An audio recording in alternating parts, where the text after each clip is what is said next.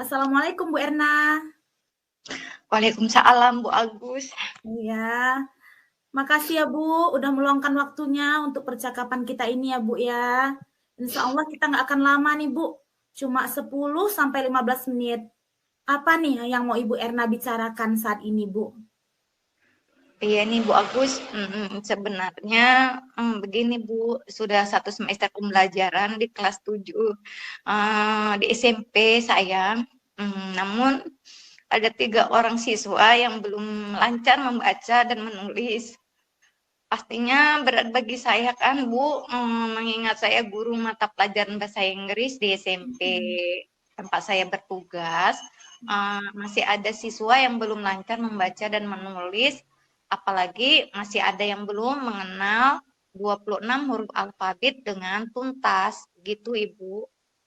Oke Bu, jadi Bu Erna mau membicarakan ada 3 orang kondisinya siswa di sekolah Ibu yang kesulitan belajar disebabkan belum mampu membaca, menulis, mengeja dengan lancar ya Bu.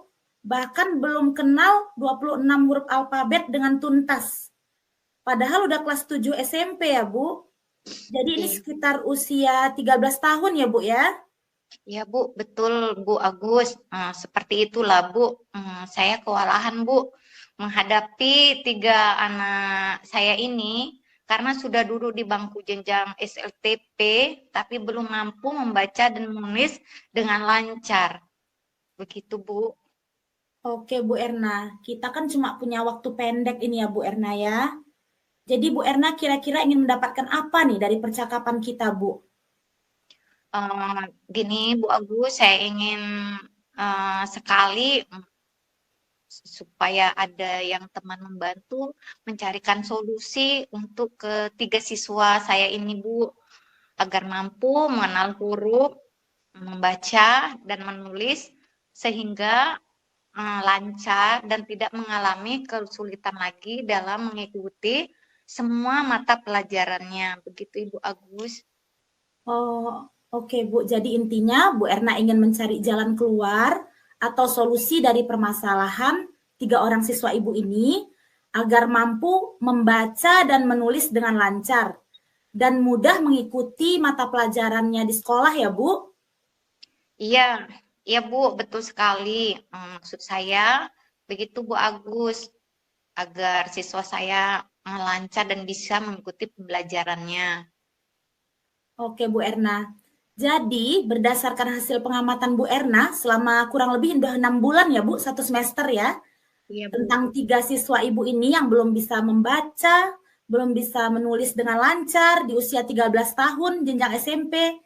Ini sepertinya kalau menurut kita kondisinya kurang normal ya kan Bu?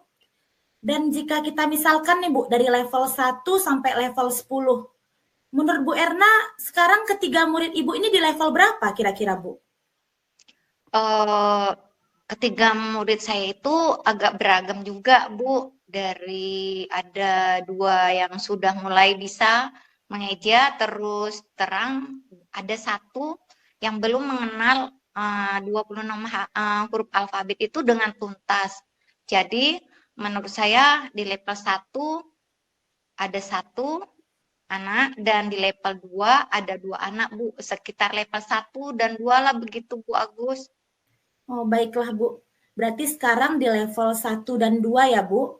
Sedangkan kisaran angka levelnya 1 sampai 10 Bu.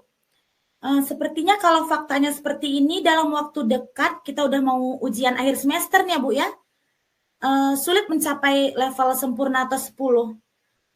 Nah, Bu Erna mau lihat ketiga murid Ibu itu di level berapa kira-kira Bu? Untuk saat ini saya pikir level 7 sudah baik sekali ya Bu untuk ketiga siswa saya itu. Oh, oke Bu. Jadi menurut Bu Erna nih yang bisa Ibu lakukan untuk membantu ketiga murid Ibu mencapai level 7 atau angka 7 itu apa Bu? Itulah yang masih saya pikirkan Bu Agus. Apa ya ya bisa saya lakukan untuk membantu ketiga murid saya itu ya Bu? Oke Bu. Kalau dari pengamatan dan sepengetahuan Bu Erna, kira-kira apa penyebab ketiga anak tersebut di usia yang sudah 13 tahun ini, Bu, belum mampu membaca dan menulis dengan lancar? Sebenarnya Bu, ini mungkin sangat berhubungan dengan latar belakang ketiga siswa saya ini. Iya kan Bu, misalnya keadaan tingkat sosial, sosial ekonomi keluarga ya Bu, kurangnya perhatian orang tua, kemudian keadaan tempat tinggal atau lingkungan siswa tersebut, dan juga mungkin pengaruh dari sekolah tingkatan sebelumnya Bu. Oke. Jadi bagaimana menurut Bu Erna cara yang paling tepat dilakukan dalam waktu dekat ini untuk yang berhubungan ke latar belakang? Tadi kan kata Bu Erna latar belakang, situasi kondisi, tingkat sosial ekonomi keluarga, mungkin juga kurang perhatian orang tua ya Bu ya, atau keadaan tempat tinggalnya. Jadi apa nih menurut Bu Erna yang paling tepat, cara paling tepat dilakukan dalam waktu dekat ini Bu? Saya akan berkoordinasi kepada guru bimbingan konseling juga, wakil kepala bidang kesiswaan, bahkan mungkin saya akan lanjutkan kepada kepala sekolah untuk berkunjung ke rumah siswa saya masing-masing kepada ketiga orang siswa saya tersebut, berjumpa dan berbincang-bincang untuk menemukan solusi atas permasalahan anak beliau, ya kan Bu, yang sampai saat ini belum bisa membaca dan bahkan ada yang belum bisa menulis, begitu Ibu. Oke Bu Erna, udah bagus sekali tuh Bu Erna. Sepertinya Bu Erna udah punya plan, punya rencana aksi untuk menemukan solusi atas permasalahan Bu Erna ini ya. Oke Bu, kapan nih waktunya Bu Erna? Tadi katanya mau bersama guru BK mungkin ya Bu, bimbingan konseling, bisa meluangkan waktu berkunjung ke rumah ketiga siswa Ibu itu. Begini ya Bu, kemarin saya sudah pernah coba kemarin itu kan karena sibuk dengan kegiatan Hari Guru, jadi saya belum sempat ke rumahnya. Tetapi kemarin saya sudah datang ke rumah orang tuanya dan sudah berjumpa. Dan belum yang satu masih, yang dua belum saya jumpain. Jadi baru satu orang siswa. Ternyata orang tuanya setuju dia akan mengeleskan anaknya, begitu Ibu. Dan yang dua belum ada waktu karena ini sibuk dengan mau menghadapi ujian semester ganjil ya Ibu. Baik Bu Erna, ini kita udah di ujung sesi percakapan ya Bu ya. Apa menurut Bu Erna nih, apa ya kira-kira yang sudah Ibu dapatkan nih dari bincang-bincang kita kali ini? Yang saya dapatkan dari percakapan ini, karena kan di awal tadi saya masih bingung dan merasa kewalahan menghadapi ketiga siswa saya yang sama sekali ada yang belum paham huruf. Jadi saat ini saya sudah mulai punya rencana aksi untuk melakukan kunjungan ke rumah orang tua masing-masing dari ketiga siswa yang didampingi oleh rekan guru BP sekolah, kemudian mencoba menemukan solusi terbaik bagi ketiga anak saya tersebut, Ibu. Oke, Bu. Kalau begitu kita ketemu lagi ya, Bu, minggu depan ya, Bu Erna. Saya jadi pengen tahu ini, Bu, ceritanya Ibu, apalagi dengan 2 kunjungan rumah siswa lagi yang belum ya, Bu, ya. Bersama guru rekan sejawat Ibu, guru BP-nya. Nah, jadi saya pengen tahu tuh gimana reaksi orang tua beliau saat Ibu dan melakukan kunjungan home visit. Ya. Makasih ya, Bu Erna. Tetap semangat ya, Bu. Sampai jumpa minggu depan, Bu Erna. Iya, Bu. Assalamualaikum, Bu Erna. Waalaikumsalam warahmatullahi wabarakatuh. Assalamualaikum, Bu Agus. Waalaikumsalam, Bu Erna. Gimana kabarnya, Bu Agus? Sehat? Alhamdulillah ini agak demam sebenarnya, Bu. Tapi harus kuat karena biar Bu Erna kuat juga. Iya Bu, saya juga udah dari tadi udah mempersiapkan diri, mungkin ada kesalahan teknis. Iya, Ya, Ibu. Iya. makasih Iya, untuk Bu. Bu Agus juga sudah meluangkan waktunya untuk percakapan kita ini ya Bu Agus. Insya Iya. Allah kita nggak akan lama ya, sekitar 10 sampai 15 menit. Apa yang mau Ibu bicarakan saya ini kira-kira ya Bu Agus? Oke, Bu. Sebenarnya begini, Bu. Kami kan di SMA ini pulangnya jam 2 siang ya, Bu ya. Sementara kita mulai itu jam setengah 8 pagi, 7.30, Bu. Jadi total durasi KBM itu 5,5 jam per hari. Karena 1 jam pelajaran itu 45 menit, jadi total jam pelajaran itu 8 jam pelajaran, Bu. Kecuali hari Jumatnya 5 jam pelajaran. Jadi masalah saya itu, Bu, ada di kegiatan pembelajaran pada 2 jam terakhir, Bu. Terutama di les ke-7 sama les ke-8, Bu. Karena itu jam originalnya waktunya itu, Bu, sekitar jam setengah 1 siang sampai jam 2 siang. Jadi memang jam-jam berat bahkan bukan bagi siswa aja kali ya, Bu ya, tapi juga bagi kita guru itu jam-jam berat, jam-jam penat. Jadi tubuh kita memang secara otomatis nalurinya itu instingnya memang minta diistirahatkan kan Bu, tapi kita belum jam istirahat ya kan Bu. Jadi masuk pula jam pelajaran kimia ya kan Bu, yang bagi sebagian besar siswa itu mungkin mata pelajaran yang sulit, rumit, sehingga menjadi tantangan untuk tetap bisa menjaga konsentrasi dan motivasi siswa Bu, terutama di 2 jam pelajaran terakhir. Begitulah Bu.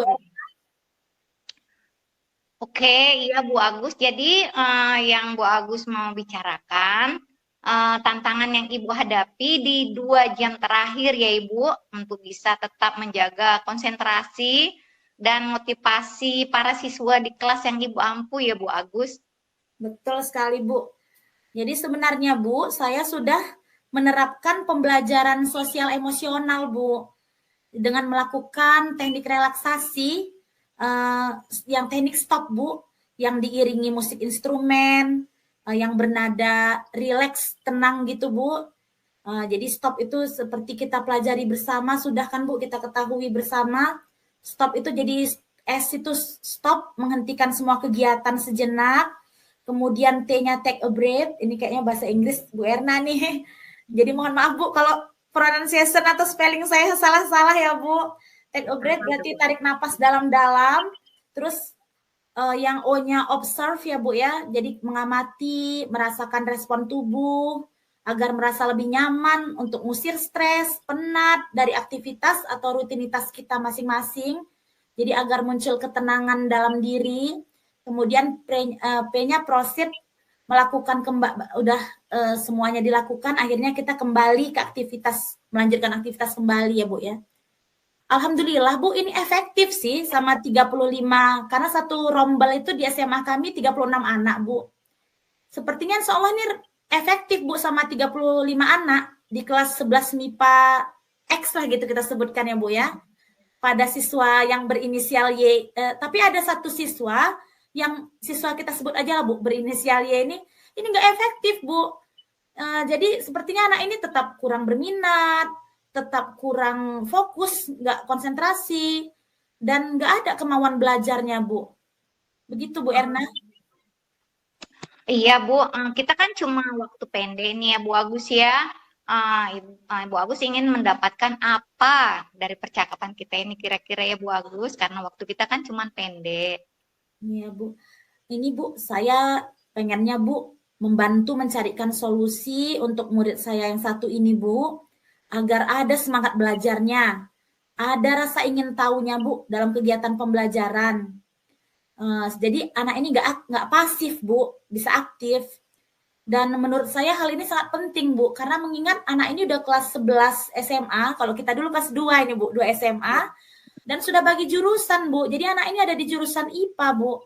Sementara pelajaran saya kan kimia itu pelajaran peminatannya Bu, pelajaran jurusannya. Jadi ini saya pikir fatal dan mungkin nanti akan berakibat jangka panjang untuk kedepannya anak ini misalnya mau ngambil jurusan apa nanti ke depannya Bu di perguruan tingginya, karena SMA kan udah mau apa ya Bu ya, udah mau terjun ke dunia nyata istilahnya gitu ya Bu ya. Jadi itu Bu, jadi apa, eh, saya udah konsultasi juga sebenarnya ini Bu sama wali kelasnya. Kebetulan wali kelasnya ini guru matematika, jadi serumpun sama saya Bu. Jadi menurut wali kelasnya juga sama penilaian sama saya. Anak ini memang nggak ada minat belajarnya, nggak ada konsentrasinya, baik di kimia maupun di matematika Bu. Begitu Bu Erna. Oke, Bu Agus. Jadi keinginan Bu Agus untuk membantu mencari kiat atau solusi dari permasalahan siswa Ibu yang ya, ini aktif dalam pembelajaran, tidak aktif ya Bu ya, Iya, dalam tidak aktif pembelajaran. betul Bu. Iya, Tidak pasif Bu aktif ya. dalam pembelajaran kimia, Iya, padahal dia mencari jurusan yang bisa Bu. IPA gitu, Iya, betul sedang betul Bu. pembelajaran Ibu itu ada di dalam jurusannya itu. Ya kan Ibu? Iya, betul Bu. Nah, Itulah maksud saya jadi Bu. jadi pembelajaran yang bagaimana ya yang kira-kira yang mau untuk dapat memotivasinya gitu ya Bu ya. Iya, betul betul Bu Erna. Itulah maksud saya tujuan perbincangan kita kali ini Bu Erna. Baiklah Bu Agustina. Jadi berdasarkan hasil pemantauan Ibu selama ini tentang siswa yang tidak mau aktif dalam kegiatan pembelajaran, kemudian dia kurang konsentrasi dan tidak adanya motivasi belajar dari dalam internal diri, tidak ada rasa keinginan tahunya pada mata pelajarannya. Nah, menurut Bu Agustina, jika kita misalkan dari level 1 sampai dengan level 10, sekarang murid Ibu itu berada di level berapa ya Bu Agus? Sepertinya kalau menurut saya terus terang ya Bu, sepertinya kayak di level 1 ini Bu. Karena memang anak ini nggak ada motivasi belajarnya Bu. Pasif, nggak ada kemauan belajarnya Bu. Gitulah kira-kira Bu Erna. Baiklah Bu, berarti sekarang di level 1 ya Bu ya? Iya Bu. Sedangkan kisaran angka level 1 sampai dengan 10 itu sepertinya kalau fakta seperti ini dalam waktu dekat menuju ujian akhir semester ganjil yang akan datang ini kan udah dekat ya Bu ya. Iya Bu. Sulit mencapai level 10 yang sempurna ya kan Bu Agus. Iya Bu. Gimana Bu Agustina mau lihat murid Ibu tersebut di level berapa agar tumbuh minat belajarnya, ada rasa ingin tahunya, dan semangat aktif dalam kegiatan pembelajaran di dalam apalagi di mata pelajaran kimia ya Bu sesuai Iya, dengan betul jurusannya kimia IPA. Bu. Iya, iya. Ya. Saya pikir untuk saat ini di level 7 udah sangat baik itu Bu, udah cukup baik untuk si anak itu Bu. Jadi menurut Bu Agustina apa yang sudah bisa Ibu lakukan untuk membantu murid Ibu mencapai angka 7 tersebut Bu? Itulah yang masih saya pikirkan Bu Erna. Apa yang bisa saya lakukan untuk membantu murid saya itu ya Bu? Kalau dari pengamatan atau sepengetahuan Bu Agustina nih, kira-kira apa penyebab murid Ibu itu sulit dalam berkonsentrasi pada pelajarannya, tidak punya minat belajar, tidak rasa ingin tahu, dan pasif gitu Bu? Mungkin ya Bu ya, ini asumsi saya sini Bu. Ini mungkin berhubungan sama latar belakang anak ini Bu. Misalnya pastinya itu rasa malas di diri anak tersebut ya Bu yang menonjol yang bisa kita amati semua itu Bu. Kemudian mungkin juga latar belakang anak ini Bu, tingkat sosial ekonomi keluarga, jadi juga kurangnya perhatian orang tua, terus juga mungkin keadaan lingkungan atau tempat tinggalnya, mungkin banyak nih Bu dampak atau mungkin juga pergaulan dari anak ini Bu. Tapi ini sih masih asumsi saya ya Bu. Jadi itu sih mungkin Bu, ini tapi masih asumsi ya Bu Erna ya. Oke, Bu Agus, dan bagaimana menurut Bu Agustina nih cara yang paling tepat dilakukan dalam waktu dekat ini? Jika sepertinya ini berhubungan dengan latar belakang kemalasan, terus tuh pergaulannya, situasi kondisi tingkat sosial, ekonomi keluarga, kemudian kurangnya perhatian orang tua, kemudian keadaan tempat tinggal dan lingkungan siswa tersebut, Bu Agus. Sepertinya saya mau melakukan pendampingan individu, Bu, pada anak didik kami ini. Mungkin juga pastinya saya akan berkolaborasi dengan ibu wali kelasnya, Bu, yang saya bilang tadi, yang saya katakan, guru matematika. Juga mungkin saya minta bantuan fasilitas dari guru BK, Bu. Jadi kami akan biar nyaman ngobrolnya, bicaranya, Bu, di ruang BK, Bu. Jadi berbincang-bincang pribadi dengan si anak untuk menemukan penyebab pastinya, Bu.